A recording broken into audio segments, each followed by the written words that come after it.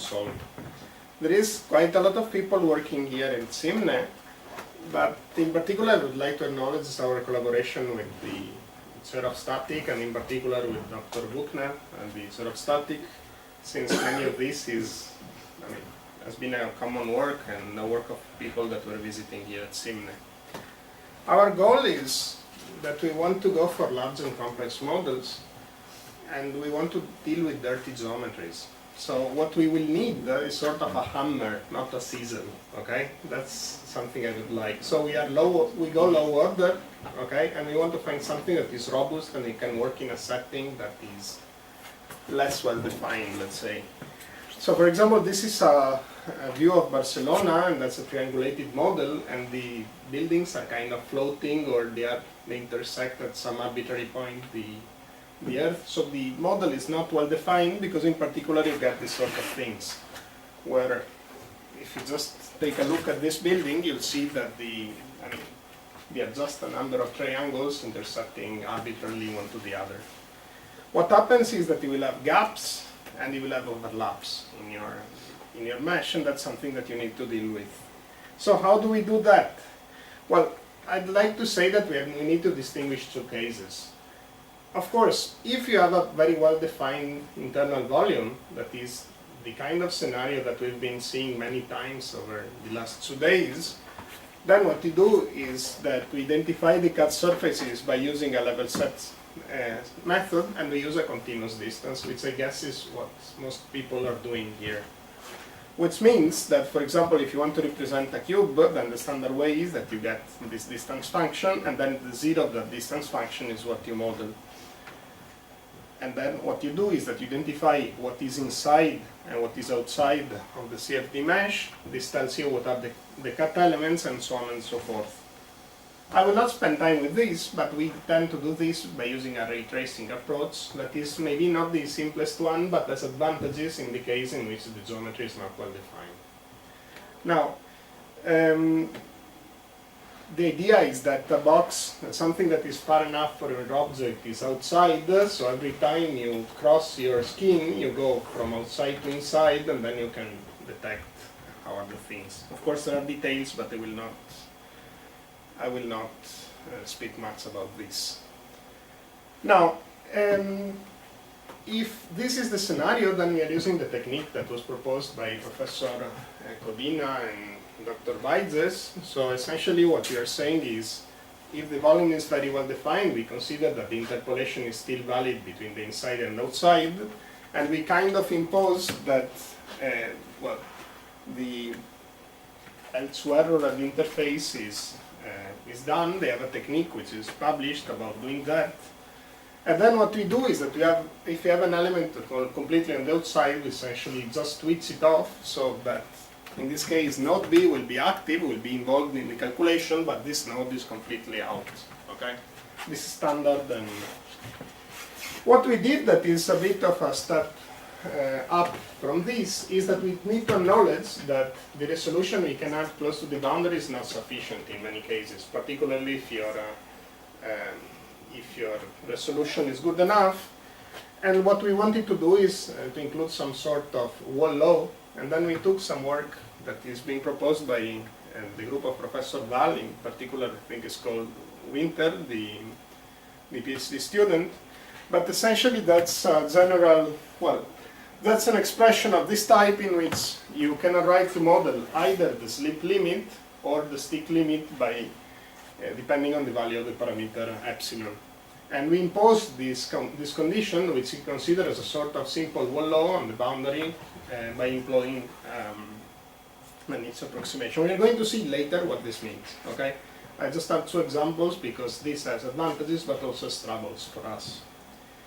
The only point is that together with this sort of things, so together with having a very well-defined thing, we want also to have something different. And in particular, we want to have the ability of including a structural geometry. And when I say a structural geometry, I'm thinking into a shell, but also into a membrane structure. And the idea will be the same. I mean, instead of having a body-fitted approach, we'll just take a box and plug this in. Okay? Now, if you take a look to how the velocity field looks like, then the velocity field will have a discontinuity in the presence of this shell, and and also the pressure field, and all of this will be influenced. However, you will not be able to say what is inside and outside of the object you're considering. In particular, this means that there is not a well-defined internal volume, so you're not able to tell what is inside and which nodes can be employed as handles to apply a boundary condition. Okay? Now, maybe this is not very relevant because it's a kind of limit condition, but just think of this, and this was something that Roland was just hinting yesterday. Imagine that this is a car, okay? And I'm taking this, I will show it again to comment about another difficulty, but you take this object, and this is just an STL that you can download from the internet. This you would like to do simulation with that, but you discover that if you look into the inside, then there are self-intersection, the geometry is just badly defined, and in particular there are walls that are repeated twice or 3 times, so essentially it's not something you can normally work with unless you spend a substantial amount of time cleaning. Well,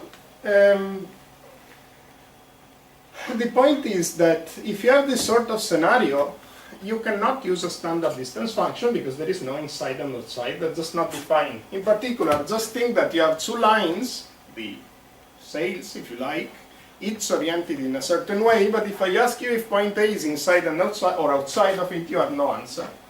So our way of handling this is we define element by element a distance function to the interface, which is kind of equivalent to telling for every element what is the intersection that we are what is the intersection between the structure you are considering and the object of interest. This is stored as a discontinuous elemental distance, so every node of every element will have a different distance from the interface for the element you are considering. And once we do that, then we do as usually the cutting, we divide it in 2 parts. We virtually duplicate the nodes. These nodes do not really exist, they are just there virtually as we do normally, but then what we do is that we impose the equality between the quantities, so both pressure and velocity, on the cut nodes and the ones that are located at the end of the same edge.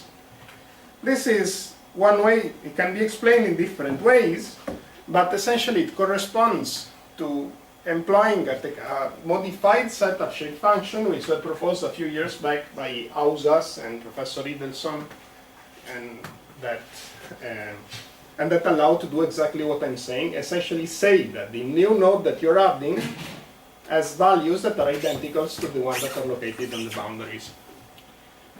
Which means you take your finite element space, you replace by a poorer one, because that's poorer, no doubts. However, that has the advantage of being conforming to the neighbor element without adding any new degree of freedom. Now, the point is that this space is suitable, for example, for applying a slip boundary condition. Okay? And then we could do tricks to include the wall law. Now, does this work? It does, and it does more or less. The convergence is worse. It can be proved to be, I think, h to the 3/2, I think, but I'm not a mathematician. So the order of convergence is worse. You have same elements as before, variation and multiscale, everything standard on the outside except on the cut element. So let's just see, and now I'm going to say what is good, but also what is bad for us. So let's consider first the case of infinite Reynolds number. Okay, in the case of infinite Reynolds number, I will have flow. What you get is that if you have a flow coming in this direction, the flow should look symmetric. Okay? If you do it body fitted, you kind of obtain it. However, if you look, it is not perfect. You have something that is due to the numerical diffusion that your method is adding, as well as by the imperfections in your geometry. However, that effect for a body fitted mesh is fairly controlled. Well, if you do it by embedded technique, and this is where I'm showing also our troubles, you do obtain a similar result at the first steps, but after a while, here you can see the stairs. Actually, these stairs are just visualization issues because we are constructing a continuous distance and the distance is analytic. What you get is that you get a separation that is induced by the fact that you're eventually doing some mistakes or you're putting some you're not as perfect as if you're using a body fitted mesh. Now the point is that if you use the Nietzsche formulation for sleep, so use the approach, well, let's say a standard approach, this is always order 1 for the elements, you get this thing. If you use these Hauser's techniques, then you get this, which is more or less equivalent. So they are as bad from the point of view of applying a boundary condition, the use of a Nietzsche type formulation and the use of the elements just on the outside, and the use of the simplified shape function that I'm showing, approximately as good. Of course, they converge a little worse. Same thing for the pressure. This is, let's say, a reference result.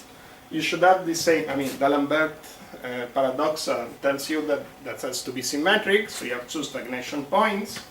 What you do is that you get a nice field, however, it's not really symmetric. Well, it's hard to see here, but essentially here you get the stagnation point pressure, but on the back is not as perfect. You get, well, that's just the same thing, and this is shown with 2 methods. So, well, they are not identical, but now I will just tell, okay, we said, all of you said that it is needed to have mesh refinement, and I consider that there are a number of commodities that are needed if you want to do fluids about this. So mesh refinement is nice, using a knock-tree technique is nice, we have that.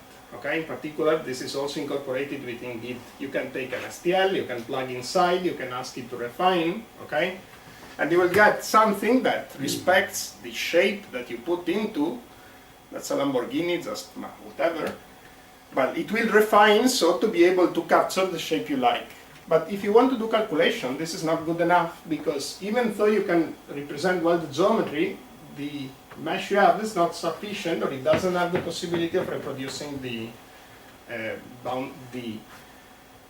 gradients in the boundary layer that you would like to need. For that, what is, I think, recognized is that you need an anisotropic mesh. Well, what we are doing, and we are just beginning with that, is that we first do these things. Out of this we compute a distance field. Out of the distance field we compute a metric field, and then we can generate an anisotropic mesh, something like that, which is suitable for the kind of calculation we want to do. And this is where the use of unstructured meshes pays off when you compare to structured techniques. Well, of course, nothing. This can be done in parallel. The idea is that you can just pass the skin to everyone, supposing that the skin is little, so you can just do it very naturally in parallel. I will not spend time on that. I will just go to my vision, and I will reuse a slide of Roland of yesterday. You would like to do a castle or to do a structure within the landscape like that, to be able to do the simulations. You would like to be able to include the terrain in an easy way, to take from one side the Google Maps or GIS data or whatever you want, to put on the top of it the object that you want to simulate. But then what you also want to do is to get what you're paying for. So if you use a bad mesh, you want to see that there is something there, and as you refine the mesh to get to see what the object is about, okay? And this is something that is built into the sort of simulation. Nothing. Of course, you can use it for a lot of different things. This is something in Silso Cube. We did some validation about that. Pressure looks fine. It doesn't need to be 2D. It is all in 3D, of course. It can be a more complicated thing. This is the overall message. And it can also be something moving. This is 3D, but I don't know why it doesn't move. Okay. So eventually you can do something like this, which is something with the topology changing that is not, well, you wouldn't be able to do by another technique. And that's just the sort of things this starts, I think is. Now, what are the issues? Roland also was showing these things. So again, I promised you, I will tell you what works and what doesn't, okay? So what are the things we are working on? Our normal procedure, or at least our idea, to be able to use industrial data is to use an STL mesh, which means that someone took a geometry, did a mesh for you, and then out of that you're going to do your simulations, okay? Now, I mean, if your mesh is bad, you're going to get artificial separation, obvious, but what we want is to go from the original geometry to the resulting mesh, and this can be done by using, NURBS, B-splines, to use CGS approximations, but you have an exact approximation. Same idea in 3D, that's the Porsche of before, that's the intersection between the volume mesh and the skin. Now, the mesh is nice, but you still get the tessellation error because the tessellation error was there before. So you cannot get better than the data you were fed with. Now, I just put some points just to write in one slide that were discussed. I just picked some, and this is not the complete list, some that I think that were particularly relevant. I think that there are some method-related challenges that in one way or in another we are all facing, and these are related to small cut cells, which are even more important for high-order elements. Then we have some, I don't know if it is a trouble or if it is a challenge, but we need to deal with the rest of industry, and the rest of industry is using a CAD, which means that either you're able to get a BREP, or as I learned yesterday, a CGS is correct. Then eventually... CSG, constructive solid geometry. Sorry. But other than that, you can use CT scans, and I just wrote down something, but does the use of high-order elements pay off in that context? I found interesting that remark. And I also found very, very promising, at least fascinating to me, the detection of geometry from a collection of images, which was shown yesterday. There are also a few difficulties for us, but I guess that are, at least I'm not aware that they are really resolved. And it is, well, there are issues when you activate or deactivate a portion of the domain. Maybe you can do something with the family, but it is still an issue. And the robustness, having something that really from a CAD back to a CAD, so the old pipeline that all works smooth, is still an open issue, at least for what I know. And with this I conclude. I would like to thank everyone for coming here, and I hope that we can mount something to stay in contact in the form of some kind of project. And okay, thank you very much.